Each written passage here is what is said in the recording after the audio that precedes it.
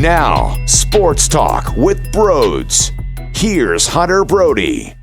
What is going on, everyone? Welcome on into Sports Talk with Brodes. Another bizarre press conference from the head coach, Doug Pederson. And I'm disgusted in myself because there's no way that I should get this worked up from what I hear. I am fully aware that this guy is clueless and really bad when it comes to messages through the media at press conferences. But I almost lost my damn mind listening to what I listened to today. We are broadcasting live, by the way, as always, from the Manscaped Man Cave.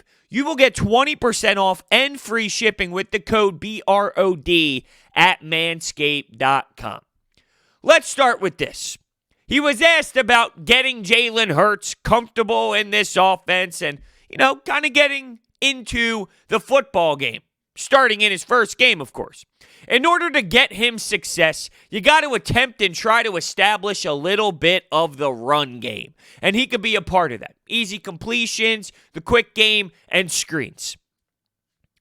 So you're telling me now, right now, since you changed quarterbacks, this is the best time to establish the run game? If you're talking about making it easier for Jalen Hurts to get accustomed to NFL action, you're saying it's easier for your quarterback. Let me just get the message straight. It's easier for your quarterback, and the game wouldn't be as hard if you establish a little bit of the run game. Would the same logic apply to your other quarterback, or is it only Jalen Hurts? Now, to be fair, he did add, and he could be a part of that, but so could Carson Wentz. I know it's not the same as Jalen Hurts, but Carson Wentz can extend plays with his legs, and he can utilize the run game a bit more as well. You've seen him. You've seen him in that gamer mode, and when he has that competitive dog in him, what's he doing? He's taking the football. He's running for first downs. He's lowering his shoulder. That's when he's successful. So I'm not comparing the two playing styles because I am acknowledging that it is different, but you can use Carson Wentz in the run game more. He seems to feel the game better when you do. And let's just talk about the simple run game in general. So it does affect me that I hear this head coach say, oh, you know what will help? Running the ball. Oh, you know what will help? Adding some screens. Why now? Why is that the game plan now? And when we were discussing Carson Wentz's poor play over the last handful of weeks, I did say that if you ever saw the move happen, if you did see Jalen Hurts out there, you will see Doug Pederson adjust to Jalen Hurts. You will see Doug Pederson go with a different game plan and philosophy because he will want to make Jalen Hurts comfortable. So it's crazy to me that with one quarterback, you are very knowledgeable of what you're doing. You are seeing certain things out there and you are going to adapt to him. Why does it take this scenario for you to do that? Now, I got to make sure I'm clear. Carson Wentz has sucked. A lot of it goes on him and a lot of it goes on the surrounding cast and the lack of support. It's funny. On yesterday's podcast, I mentioned how I want Jalen Hurts to succeed. I don't want to root for the kid to fail. And there were people legitimately pissed off at me. I'm unsubscribing. I'm doing this. And look, you're allowed to. It doesn't bother me. But I just think it's funny that this kid has nothing to do with this. He didn't choose this life. Trust me, if Jalen Hurts could choose where he would want to go and how this would all go down for his NFL career, I guarantee it would not be this. It would not be to the Philadelphia Eagles as soon as they pay Carson Wentz a big contract. So this kid is an athlete. He's a competitor. He's been through a lot at the college level. Getting benched, having to move on to another college program. He has nothing to do with this. Unfortunately, he's in the middle, and it does seem to be a split. It's either you're pro Carson, you're pro Jalen. I'm pro Eagles. I want them to figure this out. I'm not rooting against the kid. I am having problems, though, because the other side of me, obviously, when I look at this situation, I think the front office and the coach, they all failed they failed Carson Wentz miserably. But am I just going to hate Jalen Hurts for no fault of his own? No, I'm not going to do that either. But getting back to that first point, why does it take this for you to recognize what you need to do to help out a quarterback? I'll compare it to something I saw very similar to this past game against Green Bay. They signed Jordan Howard. Now, they eventually got away from the original game plan, and it didn't take very long. You're talking 1 or 2 drives, which isn't shocking. But heading into that game, when we were previewing the action, and knowing that they signed Jordan Howard, he was on the practice squad, yada, yada, yada, I figured they would look at last year's game plan. They would see how effective Miles Sanders and Jordan Howard were together as a combo, as a 2-pair back, that it was going to take a matchup against the Green Bay Packers for you to realize, hey, let's try and run the ball more. Now, they did it, and it worked early, and they decided to get away from it, drop Carson Wentz back a bunch of times. We know the story. We know how it played out. But why did it take a game against Green Bay on the road for you to really notice, hey, maybe we should run the ball more? That crushes me. Because it shows how you're not smart. It shows how you're not thinking, how your brain isn't qualified. Come on, dog. All right, how about this one? He never envisioned at any point that this would be a topic, that this would be a conversation. He was asked back at the draft, back when you made this pick. Not saying specifically Doug, but, the question was pointed at back when this pick was made. Would you ever have imagined it would be this? And Doug was like, no, of course not. That's the problem. How do you not see that this is a possibility? Come on. It shouldn't be to this level. Seriously, it's not that hard. This isn't mathematic equations and something where you got to think so heavily and think so deep. You have a quarterback who already went through some trauma with being the backup, watching Nick Foles. He wasn't the backup, but watching the backup go win a Super Bowl.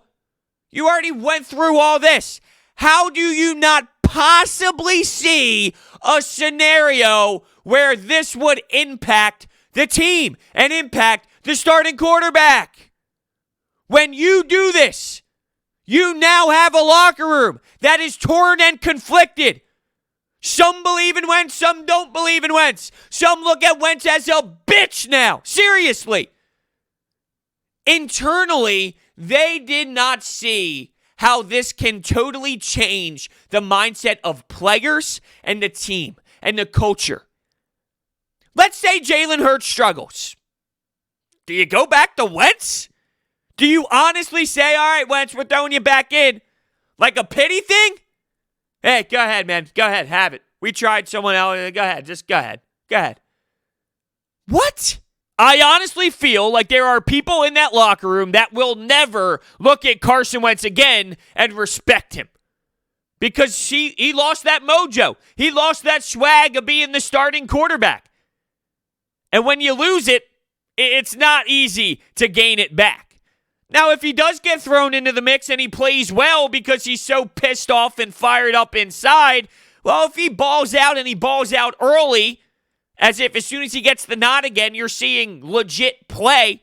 You're seeing him make throws. You're seeing him look better. Well, maybe.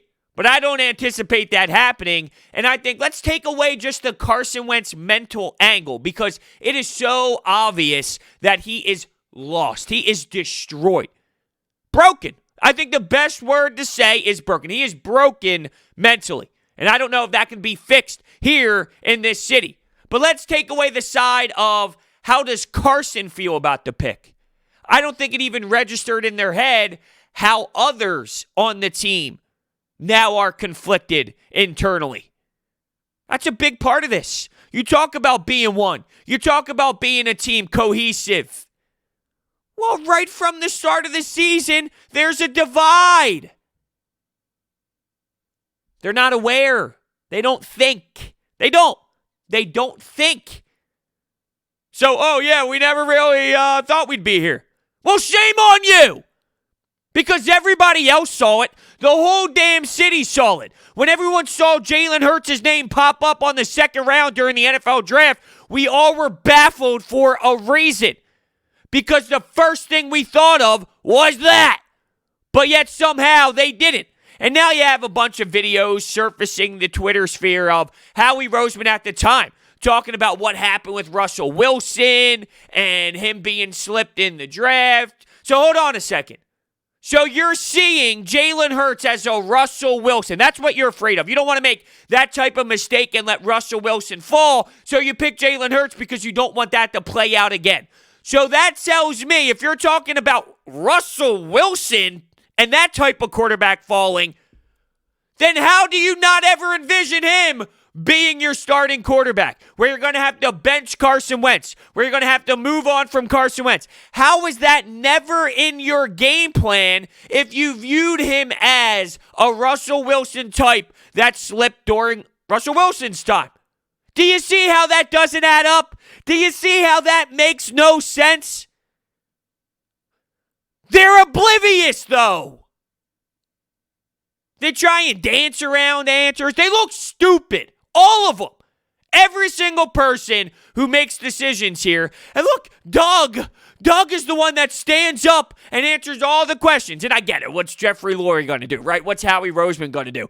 But I do feel bad because this is a organizational philosophy. 3 people. It's a collaborative effort. Some voices are held higher than others. No doubt about it. But it's almost as if Doug Pederson is the one that is forced to get abused when Howie and Lurie sneak behind the tables a bit, where they don't have to really do much publicly. Sneak around the tables? Is that what I said? I don't even know how that correlates at all. Maybe hide under the tables? I don't know.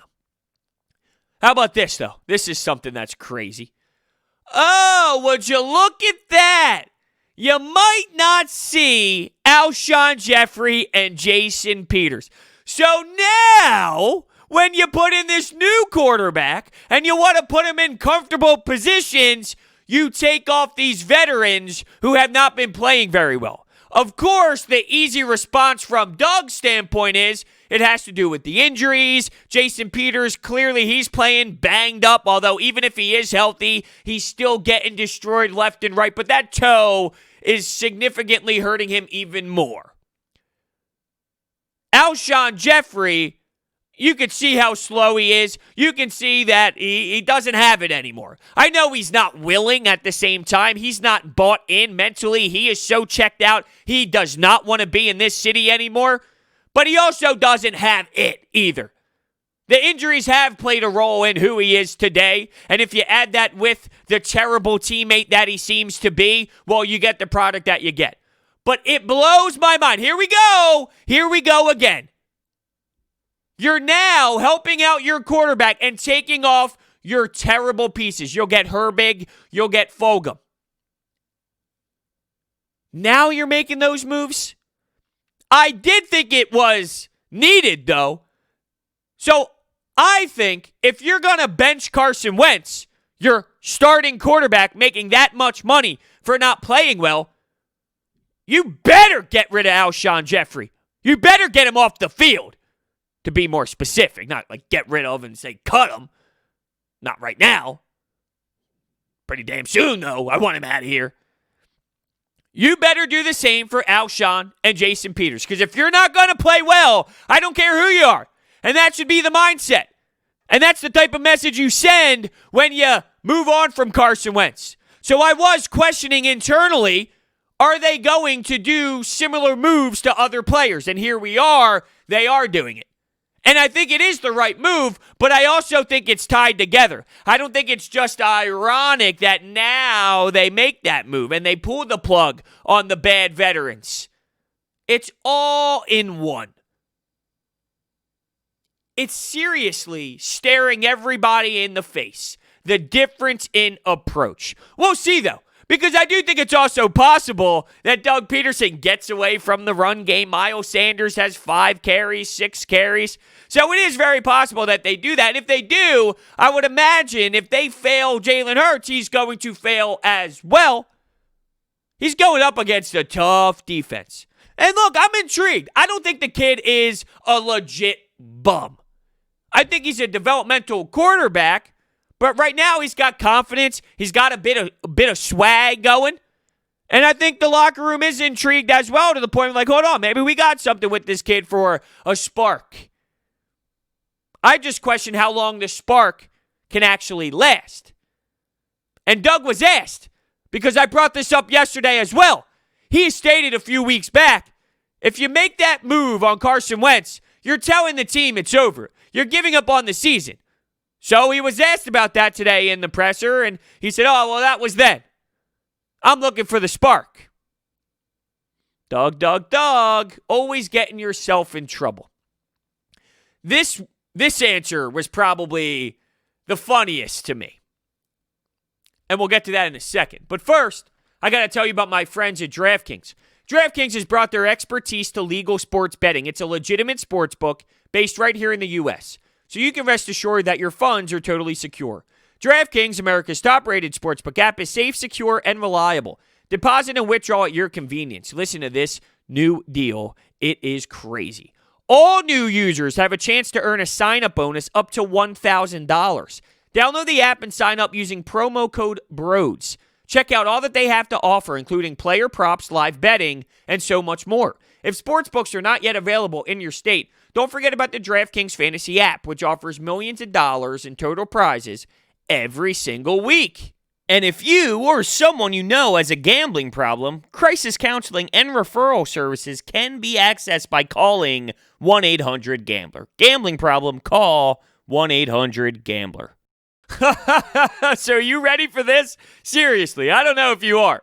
Doug was asked about Carson Wentz being the backup. Let's see how this week goes, but I expect that to be the case. What? What do you mean? Is there actually a chance that Carson Wentz isn't even the backup? To the point where Nate Sudfeld could be quarterback too?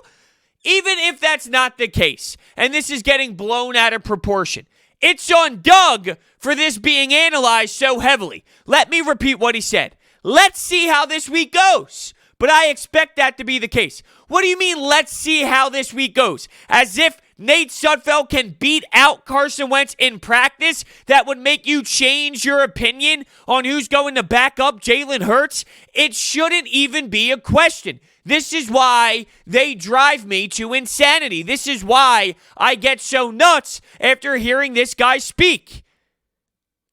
It should be simple. You can put things away and you can put things to rest right from answer number 1. Where you don't need 10 billion follow-ups, where you don't need 3,000 articles. They're so sensitive. This organization is so sensitive about what's being written about them, who's saying what, trying to get things down off the internet. Well, if your head coach could simply answer a question so easily, such an easy answer is available, I don't know why you make it this much harder on yourself. You're doing exactly, maybe this is just the nature of them and the nature of Doug Pederson. You're making it harder on yourself, just like you make it harder for Carson Wentz. So I guess they're just accustomed to doing this in every part of life. All you need to do is say Carson Wentz is the backup. Of course Carson Wentz is the backup. Of course Carson Wentz is going to be on the bench. But now you leave it open to interpretation. It's bizarre. It is. Doug, is Carson Wentz, the guy that you paid over $100 million, is he going to be on the bench as a backup? Yes! Yes! And if he's not, then who the hell is making the call? Is Howie Roseman telling Doug, hey, Carson's not even dressing? Do they think that dressing Carson Wentz would be this magical piece to the puzzle that would have him really realize what's going on? No, that would only crush the guy's brain even more. If they really believe that maybe not even dressing him, having him as an inactive is going to make a tougher statement, they have no clue what they're doing anymore. And I already know they have no clue, but it only multiplies that by 1 billion. Oh man, really? I can't get over this. This is miserable. This is horrible. And I know it's eating at me because every single time Doug speaks now, and every single time I see a press conference, I head into it. Seriously, saying to myself, this is going to be laughable. This is going to be horrendous. This isn't going to be beneficial to your health. You will lose your marbles. So you know that it takes a lot for me to get to this level when I enter something with that mindset.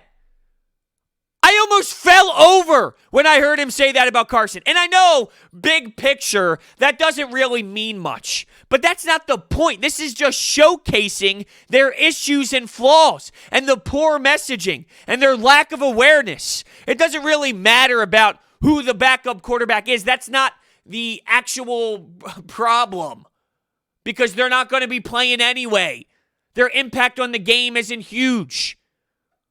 But from an organizational philosophy, it's huge. From their identity, it's huge.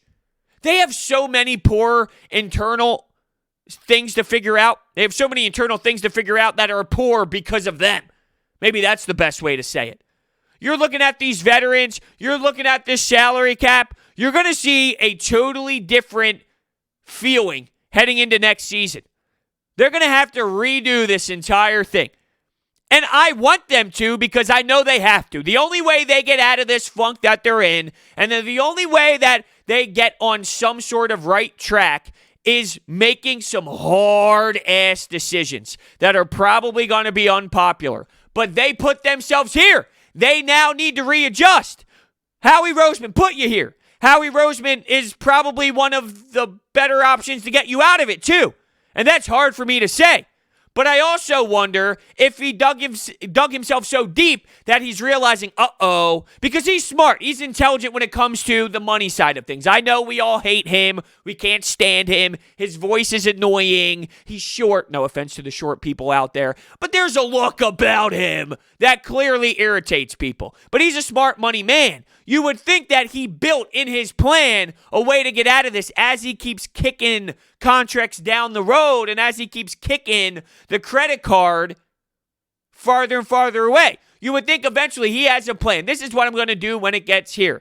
But there is a little bit of me that thinks he didn't realize how much he kicked the can. And he didn't realize how much it has intensified over the last handful of years where now they got to be brutal. Now they got to dig deep. I don't think Howie's going anywhere. I don't. I think him and Jeffrey Lurie are too close. There's a comfort level. And I don't know if Jeffrey Lurie is going to be willing to give somebody the keys, if you will. Jeffrey Lurie wants to make that impact. Jeffrey Lurie wants to have his hands in the mix. Will the head coach go? I had an interesting little text back and forth with one of my buddies about it. Would Bieniemy be a name that would be possible for Jeffrey Lurie? Knowing his relationship with Andy Reid, both of them, Jeffrey Lurie and Bieniemy, it seems like it would be right up the alley of Jeffrey Lurie. Now, I'm not calling for Doug's head. He kills me every single day, but I do think he deserves another year. I don't know what direction they're going to go in, but I've seen this organization make a lot of moves when they were winning football games. Not winning to the level that they want to, still looking at it as underachieving, but ultimately they were still winning football games. So I'm afraid of how Jeffrey Lurie's feeling inside now when they're not even doing that. I watched the Dallas Cowboys get shredded by Baltimore, and it's laughable. Don't get me wrong. It's always fun to see the star lose and to see them get blown up and to see their defense get torched. But when I sit there and watch them, all I think about is how when we watch the Eagles and how everybody watches the Eagles when they watch them, it's the same thing. People mock them. They're making jokes. They're crucifying him. It's nonstop banter. Nonstop banter about the Birds. And it looks just as miserable. So I can only take my joy so far. What else did Doug say? He was asked about if this is a long-term thing or if this is just a one-game thing. I think it was worded something along the lines of, what's the quarterback situation after Sunday? And Doug gave you a little bit of punchback, if you will. A little bit of a jab with his tone of voice. I don't have a crystal ball. Oh, thanks, Doug. I thought you carried one. I didn't expect him to give a better answer, to be fair, because he's all about keeping everything in-house, competitive advantage, which is also shocking that they came out and broke the news when they did.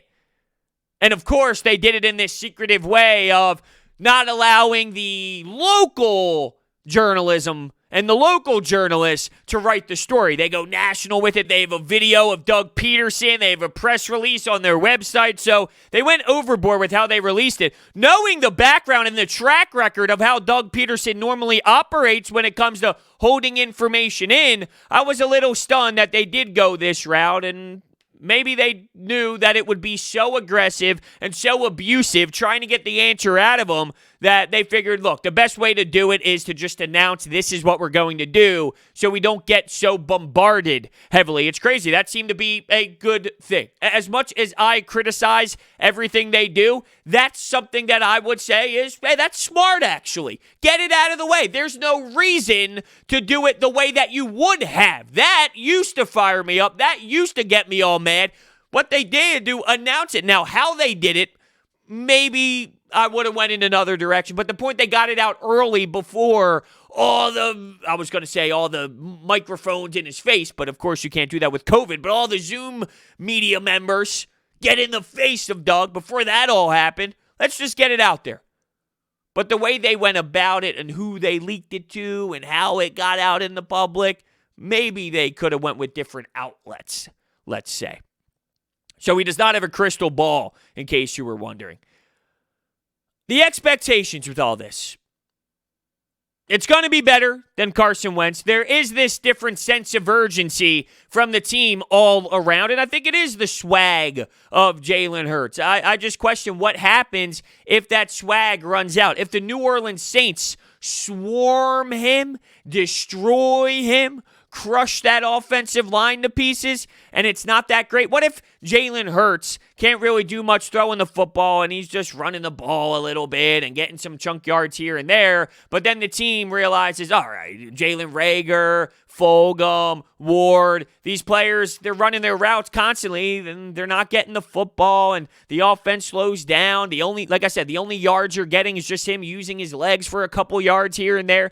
At what point does that spark run out where people look back and go, I'm not getting this football?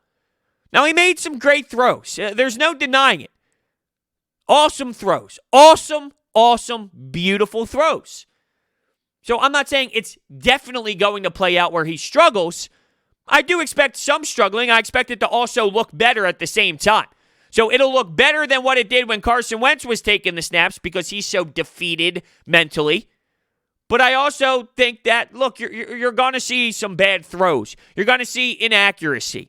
There's a reason why a lot of people had him as more of a developmental quarterback. And that's not to say people can't be wrong. Of course, Tom Brady went in what round? There's a lot of guys that go undrafted. Yes, you can be wrong from a talent evaluator. I just think you're going to see that, hey, there's a lot going on here. It's not as simple as you fix the quarterback or you change the quarterback and you're instantly going to get this offense that just makes a ton of sense. I'll tell you what makes a ton of sense, though. Orbit Energy and Power. With over 20 years of experience in the industry, they are home to your solar experts in residential and commercial projects. They are dedicated to making sure your project is completed easily and properly by using high-quality materials and trained professionals to get the job done right. Their solar program helps eliminate your electric bill completely. We're talking about $0 electric bills. They also provide water purification systems, backup energy services, battery storage, and more. So if you're looking to upgrade your home, it's a no-brainer. Go to Orbit Energy and Power. Their phone number and website are down below in the description. So I guess my final thought here is, or my final comment is, Let's assume Doug Pederson is calling the plays at this point. I know that there was some controversy. What's happening? No. It's Doug Pederson. And I was fired up and pissed off when I heard Carson Wentz almost confused when asked about who was calling the plays after one of the games. As if, what's the messaging? Nobody even communicates with the quarterback on who's dialing up the calls. Then I realized, hold on a second. It was all a lie. I don't know if Doug Pederson ever gave up play calling. And a lot of people ask, who would that benefit? If a report like that came out that Doug Pederson wasn't calling plays, who benefits from that? And it's simple to me. If Jeffrey Lurie wants to bring back Doug P, and he's getting a lot of heat, and he's getting a lot of pressure, and a lot of fans are upset with Doug, and they want him to be canned, it takes pressure off of him. It benefits Jeffrey Lurie if he wants to bring back Doug Pederson, and it impacts Doug Pederson as well. Because now he isn't getting crushed heavily. Well, who's calling the plays, Doug? It's not you. Who's calling the plays? So the heat isn't as brutal on Doug. It would benefit Doug and the front office and the owner who would possibly like to bring back Doug Pederson. It makes it easier because, well, it wasn't him. We even tried changing the play caller, so it's not just him. Do you see what I'm saying? But I would imagine at this point, you make the change. You're trying to prove to the city that this isn't my fault. This is not my offense's fault. This is the quarterback's fault. That's how I think Doug Pederson is operating in this moment now. So I would imagine all the play calling speculation and, oh, this guy's calling that and this guy's calling this. No. I would imagine it's all Doug P. Again. But it always was Doug P. But the message now will be, it's all Doug P. If that makes sense. They tried to lie and cover up who was play calling when, the way I see it at this point, Doug was calling it the whole time. Oh, man. I feel every single time we talk about this team, it ends in a tough sigh. As if I'm devastated afterwards that I just had to do that. Because it's never fun. It's painful. This shouldn't be painful.